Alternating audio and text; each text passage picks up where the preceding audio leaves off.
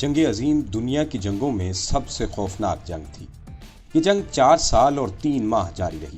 اس عالمی جنگ میں 2 کروڑ افراد مرے۔ ان مرنے والوں میں 1 کروڑ فوجی بھی شامل تھے۔ اعداد و شمار کے مطابق جنگ عظیم اول میں روزانہ 6500 فوجی ہلاک ہوتے تھے۔ اس جنگ کے دوران دنیا 2 حصوں میں تقسیم ہو گئی تھی۔ نقطہ میں خوش آمدید۔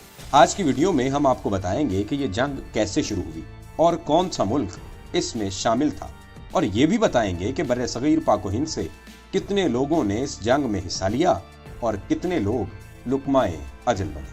ناظرین، جنگ عظیم اول کا آغاز ہنگری کے شہزادے اور اس کی اہلیہ کے قتل کی وجہ سے ہوا۔ دونوں کو 28 جون 1914 کو اس وقت قاتلانہ حملے میں ہلاک کر دیا گیا جب وہ بوسنیا کے سرکاری دورے پر وہاں موجود تھے۔ اس زمانے میں بوسنیا میں ہنگری کے خلاف بلیک ہینڈ نامی تنظیم بھرپور تحریک چلا رہی تھی، جس کو فوجی افسران کی پشت پناہی حاصل تھی۔ اس تنظیم نے شہزادے اور اس کی اہلیہ کو قتل کرنے کے لیے 6 نوجوانوں کو اپنے خفیہ نیٹ ورک سے منسلک کرتے ہوئے انہیں باقاعدہ تربیت اور اسلحہ بھی فراہم کیا۔ شہزادے اور ان کی اہلیہ کی آمد کے موقع پر ٹاؤن ہال کی طرف جاتے ہوئے ان پر حملہ کر دیا گیا۔ پہلے حملے میں وہ بچ گئے۔ اس حملے میں 20 کے قریب افراد زخمی ہوئے۔ ٹاؤن ہال کی طرف جاتے ہوئے ان پر دوبارہ حملہ کیا گیا۔ 19 سالہ قاتل نے گاڑی پر فائرنگ کر دی۔ ایک گولی شہزادے کے سینے میں لگی اور دوسری شہزادی کے پیٹ میں۔ قاتل کو موقع پر گرفتار کر لیا گیا۔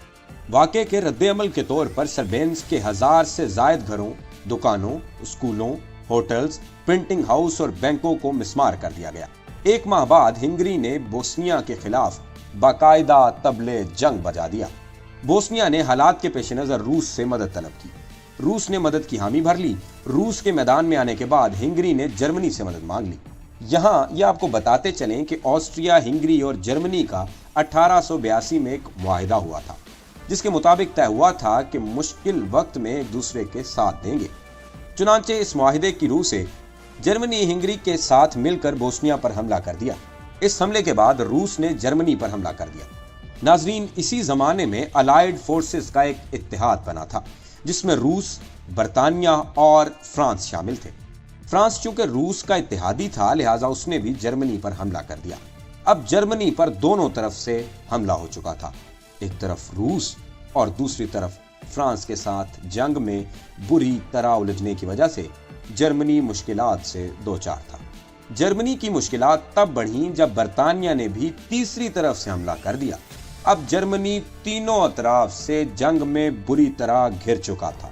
5 ستمبر سے 12 ستمبر 1914 تک پیرس کے مضافات میں لڑی گئی جنگ میں بظاہر جرمنی کو شکست کا سامنا کرنا پڑا، تاہم جنگ کے اس پہلے حصے کے بعد دونوں جانب کی افواج نے خندقوں میں پوزیشنیں سنبھال لی تھی۔ 1917 تک دونوں جانب کی افواج خندقوں سے ایک دوسرے پر حملہ آور ہوتی رہیں۔ اس دوران دونوں جانب سے لاکھوں فوجی ہلاک ہوئے اور زخمی بھی ہوئے۔ 1917 میں الائیڈ فورسز نے اس جنگ میں شدت کے ساتھ امریکہ کی کمی محسوس کی، جو اپنی تازہ دم فوج اور ہتھیاروں سمیت اس جنگ کا نقشہ تبدیل کرنے میں ان کا معاون ہو سکتا تھا۔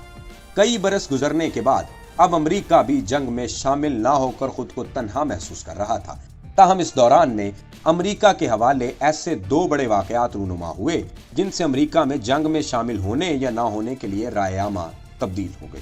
1915 میں جرمنی پر ایک مسافر جہاز کو سمندر میں ڈبونے کا الزام عائد ہوا، جس میں 159 امریکی بھی سوار تھے۔ دوسرا بڑا واقعہ اس وقت پیش آیا جب 1917 کی ابتدا میں جرمنی کی جانب سے میکسیکو بھیجے گئے خفیہ ٹیلی گرام میں امریکہ کے خلاف خفیہ پیغام موجود تھا۔ 6 اپریل کو امریکہ اس جنگ میں جرمنی کے خلاف باقاعدہ طور پر شامل ہو گیا۔ تاہم امریکہ کی جانب سے جنگ میں شمولیت کے ساتھ ہی روس نے ملک میں آنے والے داخلی انقلاب کے بعد جنگ سے لا تعلق ہونے کی تیاری شروع کر دی، اور 3 مارچ 1918 میں جرمنی کے ساتھ ایک امن معاہدے کے بعد خود کو جنگ عظیم اول سے علیحدہ کر دیا۔ اپنی مشرقی سمت سے امن ہونے کے بعد جرمنی نے اپنے فوجی امریکہ سے لڑنے کے لیے مغربی سمت کی جانب بھیج دیے، تاہم جرمنی کے مغرب میں یہ جنگ مزید 1 سال تک جاری رہی۔